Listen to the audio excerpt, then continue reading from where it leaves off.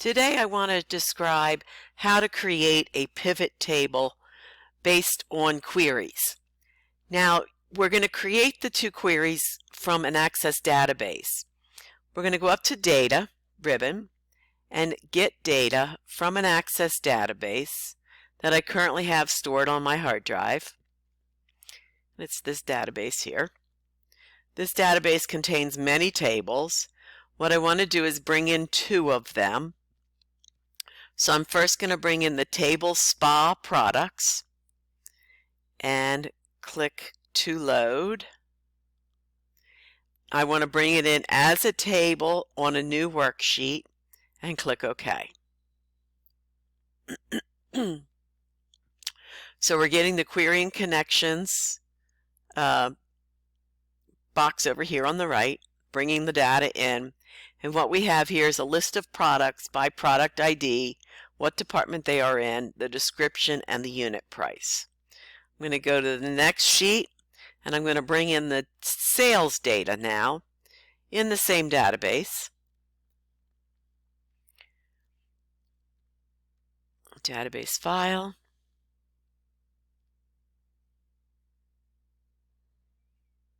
And we're going to bring in the table spa sales database. And I'm going to click load, load to, and again I'm going to bring it in as a table on a new worksheet and click OK.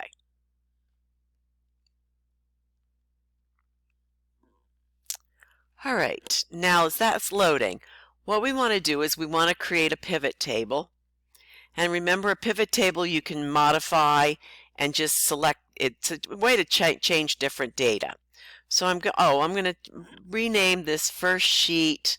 Let's rename them. So this is the spa products. And the other sheet is the spa sales. So we'll know what they are. Okay, so come over to spa products, and I'm just going to click in the very first record in A2. And I'm going to come up to my table tools design, and I'm going to summarize with a pivot table. It asks you what the data you want, so I have my first selected data. I'm going to go ahead and put it in a new worksheet, and I'm going to add this data to what's called a data model. This is a grouping of more than one table or queries, okay, at a time. So I'm going to go ahead and click OK. That brings over the products or creates a pivot table. Nothing has been added yet. I'm going to go ahead and close the query and connection navigational pane. And now what I'm going to do is I'm going to say, let's say we want to bring down the department and the description. Now what I want to do here is I want to bring in the sales data from my other query. So I'm going to click the All tab here and expand my table spa sales query, and I'm going to select sold. Now if you notice, Excel recognizes, oh, I think I already recognize that there is a relationship. So let's open that up, and it's going to say, yep, I think it might take a few minutes to depend on looking at the data, but sure enough, it found a relationship. And if it didn't, you could click Manage Relationship, or you could click Relationship button up here to create your own relationship. But let's go ahead and click Close. And what it did, it found the relationship between product ID. Okay, so now that I have this, let's just name this worksheet Timeline.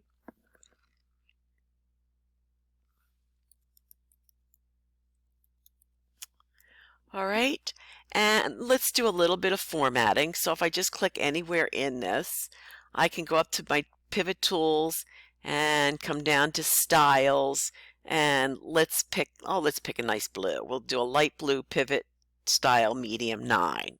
Okay. What you can do with a pivot table is if you come over here to your Analyze group, you have two new tools, or somewhat new tools. You can add a slicer or an insert timeline. let's click the Insert Timeline. It finds the date because you're going to have some type of date field on when you're doing timelines. And I'm just going to come over here. Oops, I need to drag it up.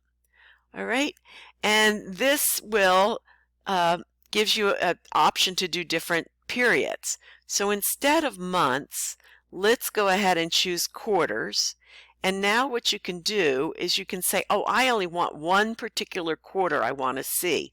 So I can click on quarter 3 and notice how it instantly changed my information here to just giving you the third quarter. Now, let's add a little bit more to the pivot table. So I want to,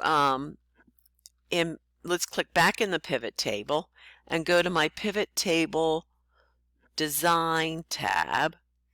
And in grand totals, I want to say for column on, I want a grand total on columns only.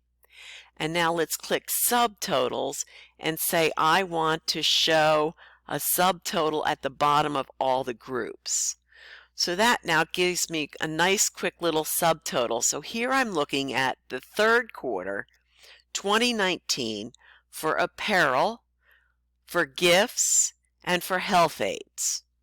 So it's a real nice, if I didn't want third quarter, I could pick a different quarter. Oh, there's nothing in quarter 2020, nothing in quarter 4, just quarter 3 in 2019. How about quarter 2? There's the second quarter for 2019. So I'll go back to quarter 3. Okay, now one last thing I want to show you is with this selected, I can also, I want to show you what's called the Get Pivot Table function. So I have another Excel file open. Let me restore this down and fill the screen so you should see it. Okay, good. All right.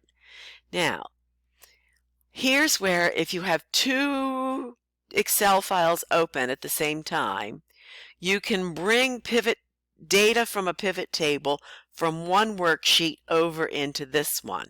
And all you need to do is I'm going to click the equal sign. I'm going to go locate my other worksheet, and I'm going to click in the cell that has my total for my apparel for the third quarter of 2019. I hit enter, and if you come back up, you can see the function at the formula bar. It says it's giving it to you for the timeline, spa products table, and it's the apparel. Let's just show you another one. Let's get the gifts. So I'm going to go equal sign. I'm going to go locate my other spreadsheet, and I'm going to select where my apparel subtotal is for the third quarter of 2019. And I hit enter, and let's also do health aids and get the health aids and hit enter. So that's it's called a Get Pivot Table measurement, in which you can pull data from a pivot table even if the pivot table's on another worksheet. Okay, now what's interesting is if we come back to the pivot table and I take my department here, whoops, and let me just click outside, sorry, oops, let me get the pivot table back up. If I click, hold, and drag it up into columns, even though I've rearranged my pivot table, my totals are still here, the 21, 77, and 25, and they will not change on my other worksheet. So this is just a quick video on creating a pivot table based on queries and adding a timeline to it.